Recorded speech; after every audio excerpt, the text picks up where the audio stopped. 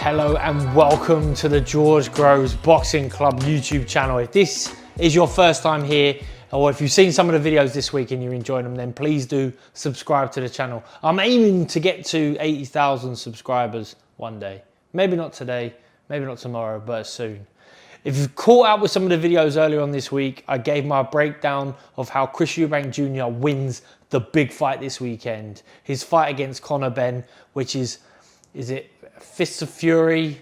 Is it Born Rivals? Born Legacy? Born Ultimatum? Born Legacy? Something along those lines. That's where we're at. So yeah, earlier on this week, I put out a video of what I think Eubank Jr. needs to do. Jab is key, essentially. When you're fighting someone a bit shorter, who is a pocket rocket, if you will, who's going to come at you with loads of energy, loads of movement, loads of big punches, you keep them honest with the jab, and there's a bit more to it than just a jab. So you're going to go back and watch that if you haven't caught it already. And I actually even put out some vintage sparring with me and Chris Eubank Jr. for really sort of whet the appetite for this week. And you see a skinny George Groves from 14 years ago, and you'll see an equally skinny Chris Eubank Jr. Some great rounds there, and everyone who's seen it and left fantastic comments for us, thank you so much. I really do appreciate them, and I'll dig through the hard drive, see if I can find some more archive footage for those guys that want to see the sparring from back in the day. Anyways, where we're at is Conor Benn. So Conor Benn isn't the favourite according to my feed, and I know a lot of my feed are going to come because of my link to Eubank, and therefore I'm hearing, you know, tales of me and Eubank, and pretty much most of it what I'm hearing is people picking Eubank. But let's not write Conor Benn off. You know, when this fight was remade, resold, I thought, man, he's got a much better chance this time around than he did the first time. Sure, he's moving up in weight, but he's been doing that for years now. He's going to leave no stone unturned, and we're going to find out if he's the sort of guy who can rise to the highest of occasions to fight in the biggest of melting pot sort of atmosphere and pressure contest. We'll see. And so far, you know, you certainly let stuff get to him, but at the same time, he's still there, and he's still saying the right things and looks the part, right? Now, Conor Benn, you take him as a fighter and what he's done previous and what we've seen in the gym so far. What you can only imagine, is going to bring the heat. He's going to bring ferocity. He's going to be ferocious. He's going to want to annihilate Eubank. If he can get rid of him in one round, then that is his perfect dream. Not just because he don't want to be there and he wants to get out and get home and enjoy himself. It's because he wants to make that sort of a statement. Can he do it? We can only find out.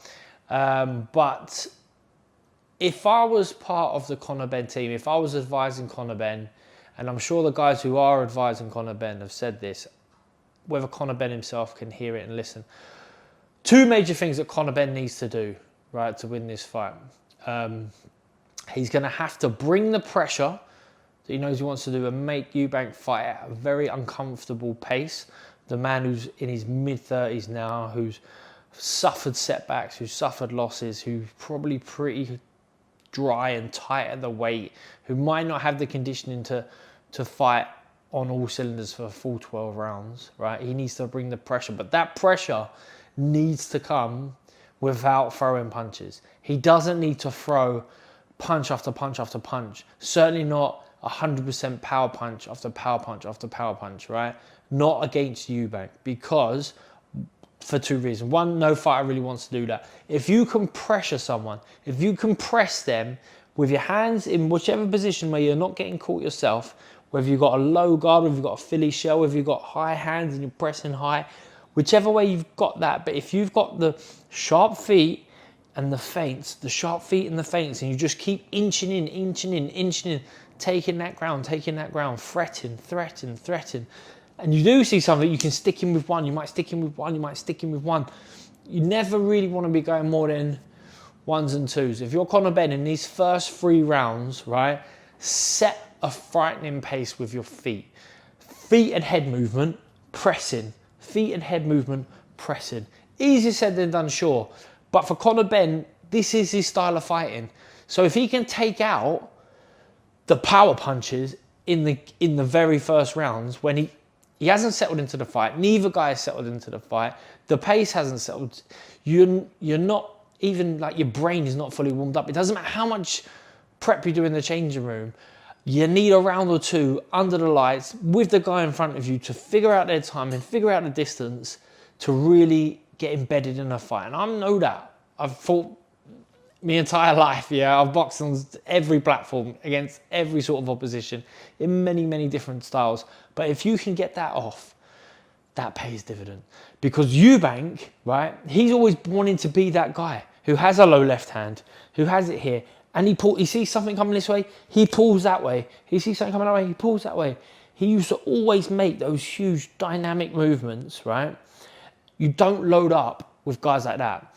You shoot to the chest, because it's hard to move the chest out of the way, right? But don't aim for the chin, because if Eubank still sees stuff coming, and he's going to have a lot of height and reach on Conor Benn, if he pulls that way, Conor Benn's only going to keep missing, and then he's going to be open there for counters, whether they're big counters or not, and more importantly, he's going to be wasting energy. I don't think either guy is going to want to miss, just because of, like, you never want to miss because it's exhausting. I promise you, it's exhausting to miss. I used to love to be as efficient as possible. I never ever threw bundles and bundles of shots, and throughout my career, it varied.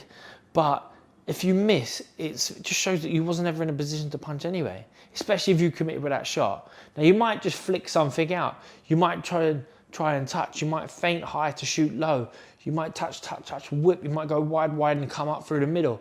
All this stuff is brilliant. And if Conor Benn can get that off, then he's in a really good place, yeah? If he can start touching Eubank and then creating the angles or the space or the openings to then dig in with the hard shots, sure. I don't think he's going to be able to do that in the first 2 to 3 rounds, say, because Eubank will be sharp on his feet. They're both going to be sharp. No one's settled in and ready to trade, you know. The bizarre thing with boxing sometimes is when you really want the pace to settle, or if someone's in a pace that's a little bit too quick for you, or you want to settle them down, you want to stop getting hit, you actually go to them. You see it time and time again. People are much more comfortable being shoulder to shoulder, even though they're getting clipped, even though they're getting hit. They'd rather be there than out long, trying to avoid shots, moving. That's tough. That can be really tough. Sometimes, even for the movers, they just want to get in, you know, they want to get their shoulder nice and tight, get their head in, and then start working away inside, or even just to catch their breather there where they're absorbing the shots, but they're hoping nothing goes through because they can see them. They know they're in their mindset of, I'm not punching now, I'm taking punches, I'm catching, all right? This will be what Conor Benn needs to do. And then from there, he needs to take advantage of the shots that he throws well. Eubank, there's not a particular shot that you can't not hit him with. You know, the overhand right is probably going to be the hardest shot for Conor Benn to land because Eubank likes to pull back. And then from there, you think he's got to sail right over. So whether he's just going to show that to try and come back on the left side, Conor Benn throws good bent arm shots both sides. So whether that be a variety of going left hook to the body and then coming back left hook to the head, and then a little pivot round, almost Ricky Hatton-esque, and to go again, just like his dad used to do, actually. Just way back in the day when his dad used to be that old school power, that old school set feet where they would almost spin on a sixpence. Lovely stuff there.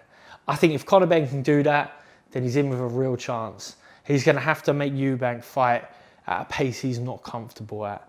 I think that's the best way that Conor Benn can win. And for him to do that and do it the most effective and efficient way is for him to press with his feet and his head movement. Try not to land, well, land as many as you want, but try not to bomb away, throw in. Certainly doesn't want to miss shots. Shoot to the chest, shoot to the chest, shoot to the belly. Once you've found that range, then you can start adding 2s and 3s. There has to always be a movement in between after maximum the 3rd shot. You throw 1, you move the feet, you move the head. You throw 2, you move the head. You move 3, you move the feet. don't know. I don't know if I've convinced myself that Conor Benn can win now. What do you guys think? Let me know in the comments, and let me know if you're coming, and let me know if there's anything I've missed, anything that you think, Grovesy, that's a gaping hole, mate. You've totally neglected what Conor Benn does or what he doesn't do. Catch you soon.